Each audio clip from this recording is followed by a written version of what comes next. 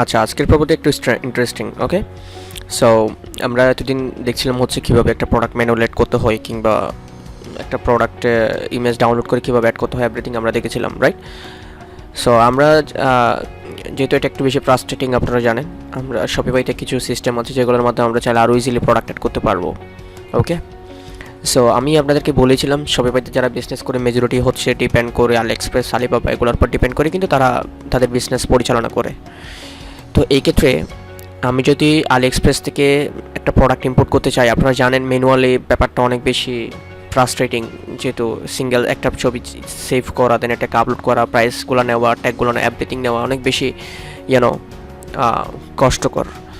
So এটার জন্য আমরা যেটা করতে পারি সেটা হচ্ছে অ্যাপসের মধ্যে আসবো আমরা। অ্যাপস কি জিনিস? ওয়ার্ডপ্রেসে আমরা যেটাকে প্লাগ ইন বলি, শপিফাইতে আমরা সেটাকে বলবো হচ্ছে অ্যাপস। অর্থাৎ ওয়ার্ডপ্রেসে আমরা কী করি, একটা অ্যাপসের মাধ্যমে একটা এক্সট্রা ফাংশনালিটিস আমরা অ্যাড করি, রাইট? তো শপিফাইতে আমরা হচ্ছে কি অ্যাপসের মাধ্যমে আমাদের স্টোরের মধ্যে আমরা চাইলে এক্সট্রা ফাংশনালিটিস অ্যাড করতে পারবো। সো আসি আমরা এখানে আসার পর আমরা যদি শপ পর অ্যাপসে যাই, অর্থাৎ আমরা আমাদের স্টোরের মধ্যে একটা অ্যাপস অ্যাড করবো যেটার মাধ্যমে আমরা এক্সট্রা কিছু বেনিফিট আমাদের স্টোরের মধ্যে নিতে পারবো। ওকে, তো এখানে আসার পর শপিফাইতে অসংখ্য অ্যাপস রয়েছে যেগুলোর মাধ্যমে হচ্ছে শপিফাইতে ভিন্ন ভিন্ন মানে ফাংশনালিটিস আমরা চাইলে অ্যাড করতে পারবো। তো আমরা যে অ্যাপসটা ইউজ করবো সেটা হচ্ছে ওভারলো ড্রপ শিপিং অ্যাপস। এই যে দেখতে পাচ্ছেন এটা, অথবা আপনি যদি এখানে না পান আপনি সরাসরি এখানে চার্জ করবেন যে ওভারলো যদি আপনি লিখে চার্জ করেন দেখবেন একদম টপে চলে আসছে সেটা। তো আপনি ওভারলো চার্জ করলে আপনি এটাতে যাবেন, এখানে আসার পর হচ্ছে অ্যাড অ্যাপসে ক্লিক করবেন।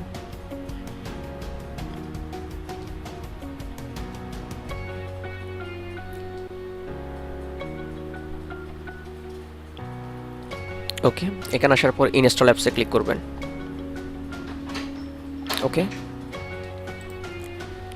দেন আপনার কাজ হচ্ছে কি, এখানে দুটো অপশন দেখতে পাচ্ছেন, লগ ইন উইথ ওভারলো অ্যাকাউন্ট, আর একটা হচ্ছে লগ ইন উইথ ক্রিয়েট এক নিউ অ্যাকাউন্ট ওভারলো, আর কি নিউ ওভারলো অ্যাকাউন্ট। তো বেসিক্যালি আমরা লগ ইন করবো কখন, যদি আমাদের আগে থেকে কোনো একটা অ্যাকাউন্ট থেকে থাকে, বাট আমাদের তো আপাতত কোনো অ্যাকাউন্ট নাই। এক্ষেত্রে আপনাকে অবশ্যই এখানে একটা ক্রিয়েট নিউ অ্যাকাউন্ট করতে হবে। তো আমাকে ইমেল দিতে বলা হচ্ছে, পাসওয়ার্ড দিতে, দেন হচ্ছে আমার পাসওয়ার্ডটা দিতে হবে, রাইট? ওকে, আমি আমার ইমেলটা দিলাম, ইমেলটা আমি একটু বের করে নিই। ওকে, আমি আমার ইমেলটা দিলাম এখানে, দেন একটা আমি পাসওয়ার্ড দিলাম আমার মতো করে।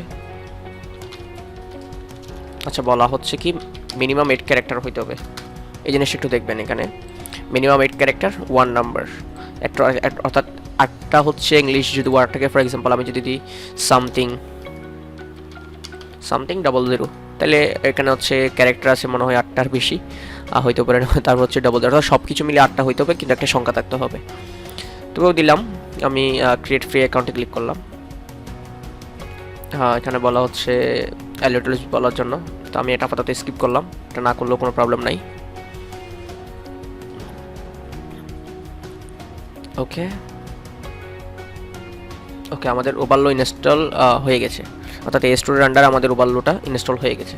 তো আমরা যদি এখন এই যে দেখতে পাচ্ছেন কোথায় হয়েছে সেটা এখানে দেখাচ্ছে, কোভিড বাংলাদেশ, রাইট? তো আপনি এখানে ভিডিওটি হচ্ছে কীভাবে কী করবেন আপনি চাইলে দেখতে পারেন। তবে আমরা দেখবো হচ্ছে একটা প্রোডাক্ট কীভাবে আমরা ইম্পোর্ট করব।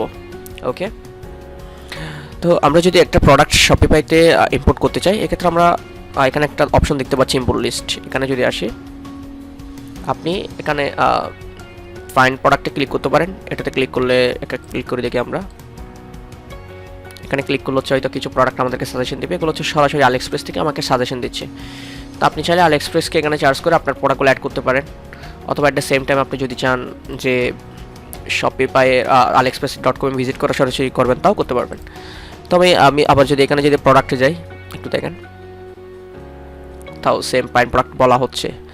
ওকে, আমরা ইম্পোর্ট লিস্টে থাকলাম। আপাতত এখান থেকে প্যান্ট প্রোডাক্টে যদি আমি যদি এখান থেকে কিছু একটা প্রোডাক্ট অ্যাড করতে চাই, ধরুন কথার কথা আমি এই লাইটটা আমার রেস্টোরে অ্যাড করব। ওকে, আমি অ্যাড টু ইম্পোর্ট লিস্টে ক্লিক করলাম। ওকে, এটা একটা নিলাম, ধরেন কথার কথা এটা একটা নিলাম, এটা একটা নিলাম। তো এটা হচ্ছে কীভাবে আমরা সরাসরি এখান থেকে অ্যাড করতে পারবো সেটা। বাট আমরা যদি সরাসরি আলিএক্সপ্রেস থেকে কোনো একটা প্রোডাক্ট অ্যাড করতে চাই, আমরা যদি aliexpress.com এ যাই, ওকে, এখানে আসার পর আমরা যদি এখান থেকে কোনো একটা প্রোডাক্ট অ্যাড করতে চাই, আমরা যদি aliexpress.com এ যাই, এখানে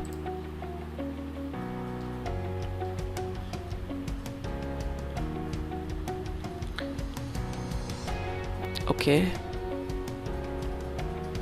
ধরেন আমি সেল করব হচ্ছে একটা মাস্ক, দিতে পারি ম্যান মাস্ক।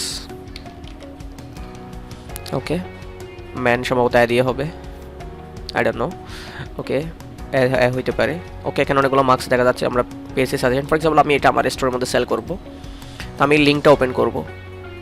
এই প্রোডাক্টের লিঙ্কটা ওপেন করার পর এখানে একটা উপর একটা লিঙ্ক দেখতে পাচ্ছি, রাইট?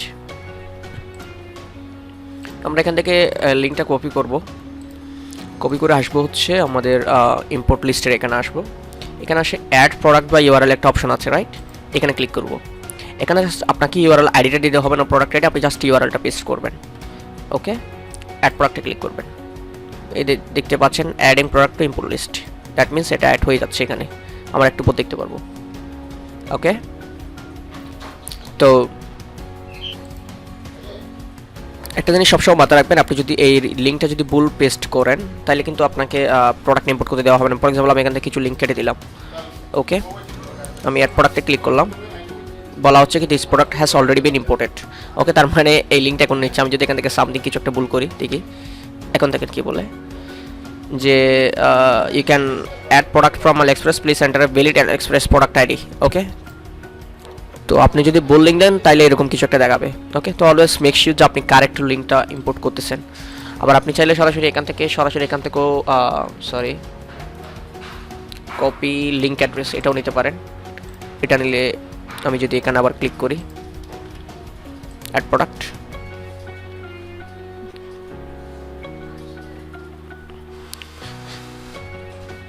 তাও নিচ্ছে, রাইট?